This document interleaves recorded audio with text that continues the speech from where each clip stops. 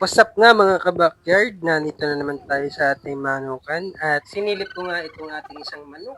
Mukhang naglilimlim na at napakarami ng itlog niya. Dito nga sa ating manukan ay hinahayaan lang natin maglimlim itong mga manok. Dahil plano nga natin paramihin itong mga manok natin dito sa ating backyard. Ito nga yung isang tandang natin na Peruvian. Ito yung klase ng manok na inaalaga natin dito. Meron din naman tayo dito mga Texas, kagaya niyan, Black Milsim yan. Bali, halo-halo na dito yung ating mga lahi ng manok. Yan, Peruvian na itim at may mga Texas din tayo doon sa malayo, kagaya nun, yung ating hatch na puti.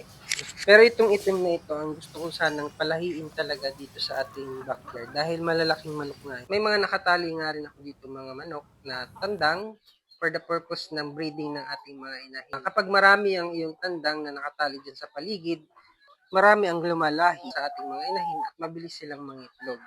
Ito guys na ating pag-aalaga ng manok ay libangan lamang.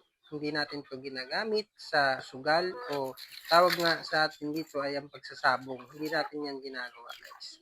Ang atin lang ay makapag-alaga, maging libangan at mapagkukunan ng ating extra pagkain. Gaya ng mga na-harvest natin itlog dito sa ating backyard.